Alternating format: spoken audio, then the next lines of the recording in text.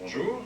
Si je me replonge dans le passé, je m'aperçois bien que ce que j'annonçais était étayé par mes différentes expériences, parce que j'avais connu auparavant l'histoire même du monde de l'humanité.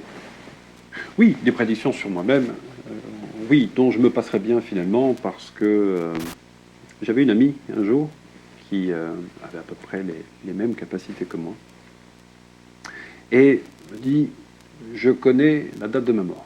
Alors ça me faisait bien rire quand même. Et malheureusement, ou heureusement, j'en sais rien, mais j'ai eu cette même vision-là en ce qui me concerne. Voilà. Alors, avec précision, ce serait difficile à dire, mais en tout cas, c'est vrai que fin 2012, je pense que mon heure sera venue. Ce qui est tout à fait... Voilà, la vie est ainsi faite. Après, certains ne préfèrent pas savoir la date de la dernière heure. Je trouve que mes capacités m'ont permis, un petit peu par hasard, je dois le dire. Voilà, mais ça ne m'affole pas plus que ça. Il y a le temps. Oui, il y a le temps.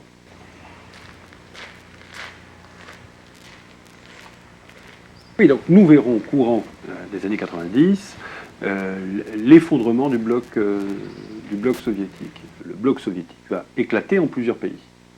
Voilà. Et certains d'entre eux, même, euh, seront probablement intégrés dans l'Europe.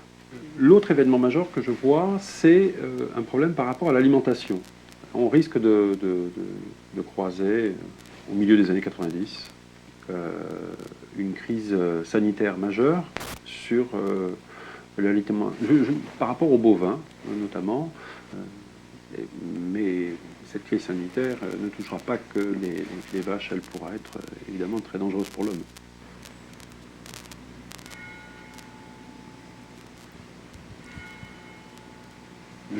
J'ai prédit, et je voyais très bien qu'il allait se passer une catastrophe nucléaire en URSS.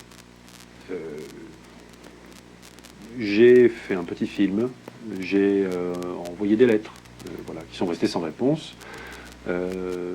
Alors après, effectivement, on peut toujours dire que je suis un farfelu, mais quand vous annoncez des choses dans le but de pouvoir quand même mettre à l'abri certaines personnes du danger et que personne ne vous entend, notamment les grandes autorités, les gouvernements ou les organisations compétentes, ça, il y a de quoi rager un petit peu, oui. Il se trouve que je me suis rarement trompé dans mes prévisions.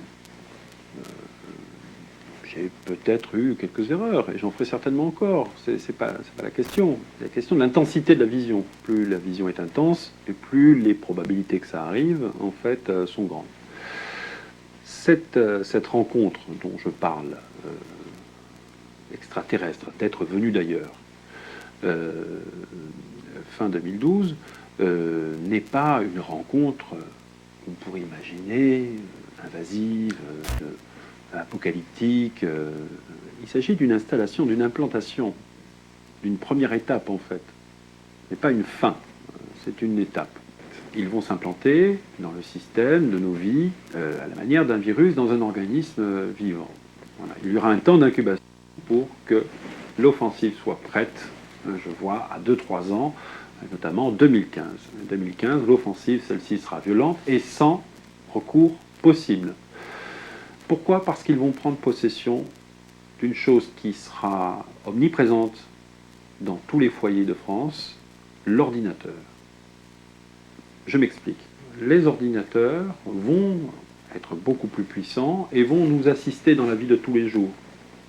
On va dire le 90, les années 90 au milieu des années 2000, vous allez voir, les ordinateurs tels qu'on les connaît aujourd'hui n'auront rien à voir. On pourra envoyer des lettres par ordinateur, des photos par ordinateur, comme on envoie par exemple un télégramme par Minitel. À partir des années 2000, le développement des ordinateurs dans les maisons fera qu'on sera relativement dépendant de ces machines-là, parce qu'elles vont à peu près régir notre quotidien. Ce sera notre talon d'Achille.